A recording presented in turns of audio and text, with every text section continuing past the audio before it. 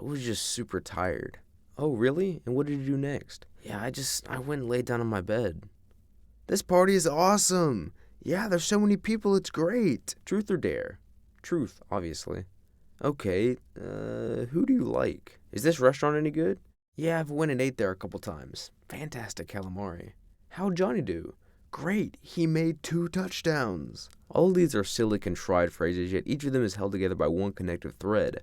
How much they made me grit my teeth, cringe, die a little on the inside, and wonder why everyone can't be as smart as I am. In all seriousness, the pretentiousness and exclusivity of language, and especially socialized cultural lingo, is a vice which I think we too often overlook and which we usually don't even realize is there. It doesn't necessarily have to be you raising your chin, scoffing, and generally acting as if the perpetrator of this linguistic or colloquial crime isn't worth a second more of your time.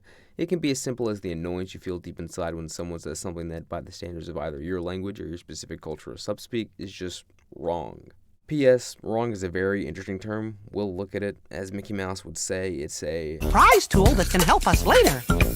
The funny thing is, this wrongness is completely based on perspective. While I just ran on about why those arbitrary examples irk me, some academic bashed their screen in because of my contraction in an essay format, and some 60-year-old ultra-conservative English teacher just went into cardiac arrest because I used their as a singular third-person pronoun.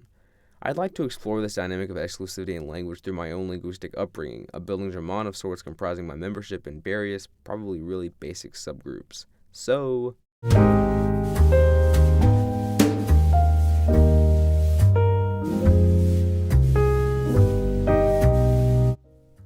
I was born in the trenches of McCall, Alabama, faced with the prospect of pulling my family out of the mud. No, I was the first of 4 born to a happy middle-class couple, Spawn Point being a preschool teacher and Spawn Point assistant being a physical therapist. My parents were pretty well educated, having both graduated high school and gotten some extent of college degree, and as such I was raised in about as linguistically neutral an environment as you can get.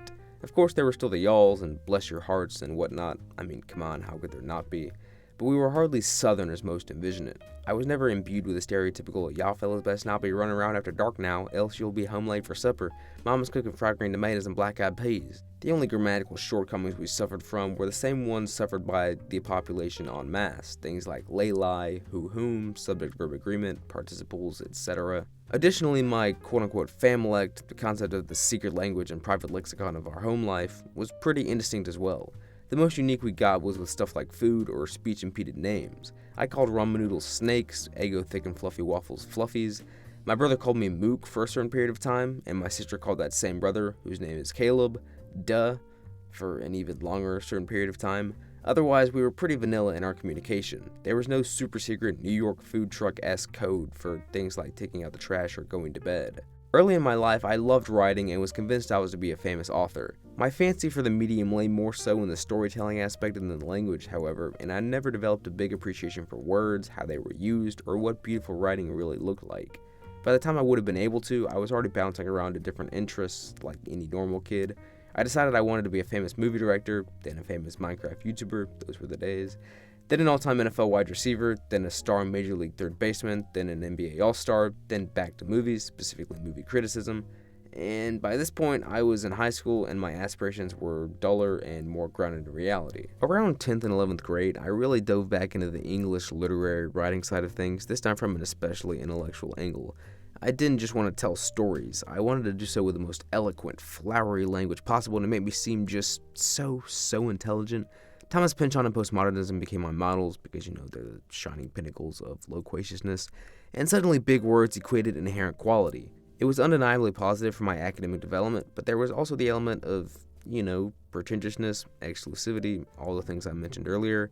I became attuned to hearing, and a lot of times critiquing in a probably snobbish way, grammatical errors in everyday conversation. It got to the point where if you said there's a lot of something, or I was just laying in bed, you could have the most substantive, smart, genuinely brilliant line of speech, and I would nonetheless project intellectual inferiority upon you.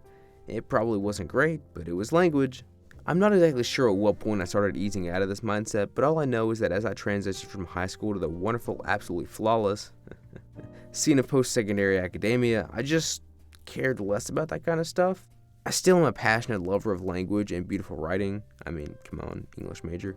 But I honestly feel like it's a healthier love now that I recognize that it isn't just a litmus test of value and there's no one right way. Sure, context matters. If you're writing an academic paper, you best have that standardized Oxford Dictionary English down. And I'm not going to pretend that I don't get that little knee-jerk reaction when someone speaks English or my subcultural lingo in a way that doesn't line up with what I'm used to. Examples being, those who don't know ball trying to talk ball, or those who don't have a cinematic bone in their body saying that a movie had a quote-unquote good plot. But as a whole, I believe I've reached that enlightened state, realizing that language in its most fundamental form is a vehicle for meaning, not a tool for division or a catalyst for social, economic, or intellectual elitism.